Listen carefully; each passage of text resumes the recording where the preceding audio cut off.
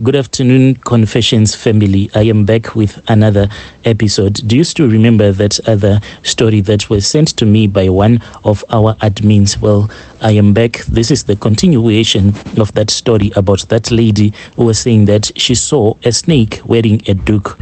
Strange things do happen in this world. The message reads like this. So my brother, this is more like a road to recovery. I can say that indeed my road to recovery was filled with love from people that surrounded me. Everyone that surrounded me loved me and gave me love and compassion, and this made the healing process to be much quicker. Yes, I was in pain, but you know, when you are in the private hospital, the way that they treat you, you actually feel that I am living my life like a queen. You can even forget that you are in hospital. And I am so thankful for my lady boss. Well, I was thankful at that time, but now that I know that my lady boss, she was the one who caused me to end up in that hospital at the first place, I feel so much hatred towards her. Speaking about my lady boss, she had paid the hospital bills, but her visits were not as frequent as they used to be. She must be busy with all the businesses. This I said as I was thinking to myself. One day it happened as I was relaxing by the porch. Then the nurse came and told me that there was someone, a workmate, who had came to see me. I had received an unexpected visitor. This was a workmate. It was that gardener, Mike the gardener. Mike and I, we had a healthy working relationship. He did not interfere in my line of work, and I did not interfere in his. Well, when we were speaking, the first thing that he asked me, he was like, "Tell me, Bridget, why were you trying to commit suicide? Your jump from the balcony can make it into a Hollywood as a script," he said, teasing me. No, not at all, I replied. I serve a living God. Jesus Christ saved me.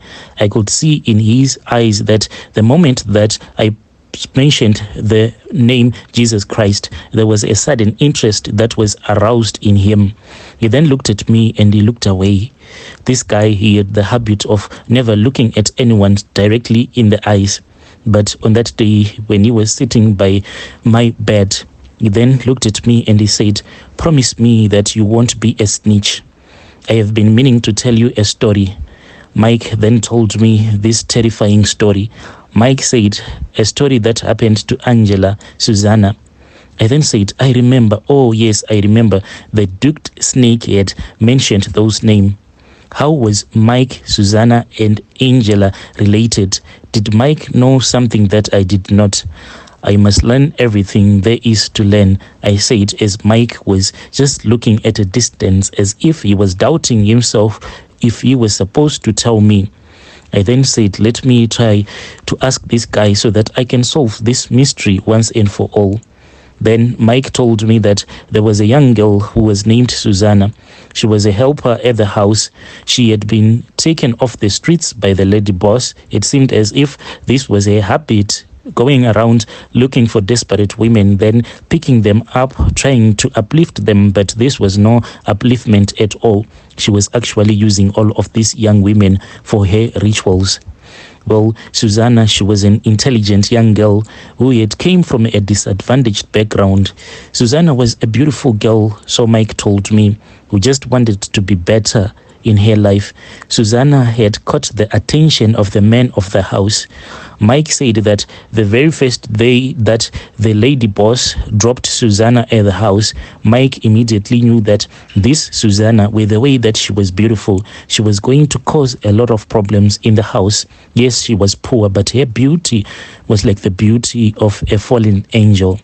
The first time he said that the boss saw this Susanna, it seemed as if Mr. Boss fell in love with Susanna. And then there was a story that Mike told me that the boss had longed for a child because the lady boss, it seemed, had been involved in an accident and had major surgeries. Some of them she had been done in Singapore and had these surgeries, and it was like she was no longer able to give Mr. Boss a child. When Lady Boss found out that Susanna, the girl that she had picked up from the street, she had been sleeping with her husband, Mike told me that she had never seen the lady boss as angry as she was. Mike said that on that day she felt like the lady boss was about to transform herself to become more like a reptile. Mike said that when she was looking at the lady boss, even her eyes were more like a lizard's eye. She was livid and angry and sent her to fetch her handbag. And she was supposed to go and fetch this handbag from that forbidden room that had the red door. Susanna was never seen from that day onwards. I almost choked on the glass of water that I was drinking. How could a human being disappear just like that? I thought to myself, a whole human being? That sounded like it was something that came from a horror movie. So I then, Mike, so not even a trace of her body, not even anything. So did the men of the house ever find out what had happened to Susanna, or it was all the doings of the lady boss? Well, Mike said that he then heard this other story from Angela. Angela again worked at the time when Susanna was taken and was sent into that red room where she never returned. Well, when Mike saw that the body of Susanna had never been recovered, well, him being curious, he then went and spoke with the second lady who was working with Susanna, named Angela. And when Mike went, then when he asked, the lady said that, well, don't speak about Susanna because her curiosity killed her.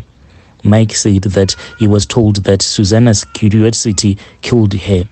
As for Angela, he continued, Angela was a busybody, a curious person. Lady boss had family told Angela not to open the red door under any circumstances. She was never supposed to open it. But you know that we as humans, Mike said, we humans, whenever we are told that you are not supposed to do anything, you end up doing whatever you have been forbidden to do.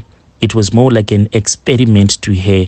This is what Mike told me. So one day, when the lady boss was out running some errands, Angela then went upstairs. As she climbed through the staircases, Mike said that he was just standing in the kitchen because Angela had actually asked him to stand in the kitchen because she wanted to see what exactly was inside that red office.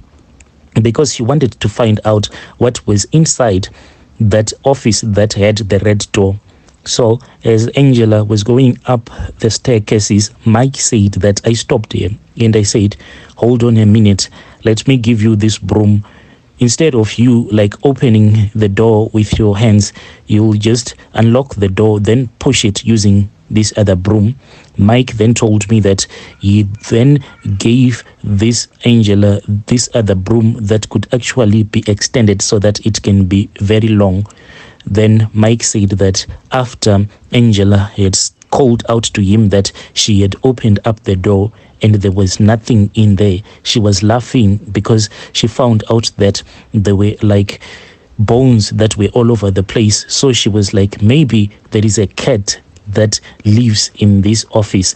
Then Mike said that she could not even finish the word cat. She just said, maybe there is a cat. Then she started screaming. And when Mike heard that Angela, whom had gone upstairs, was screaming, he thought for a second if he was supposed to follow her upstairs. That was when the lady boss's car was driving into the compound. Then he ran outside. He ran and he hid at the back of the house where he pretended as if he was watering the flowers at the back of the house. And he never saw Angela again. What the lady boss told him, Mike said, the boss told me that she had decided to fire Angela as well as Susanna because they had been messing around with her husband. And that was the end of the story. After Mike had told me this story, I swear to you, I almost had a heart attack. Dear listeners, right there was a continuation of that message that was sent to us by one of our listeners.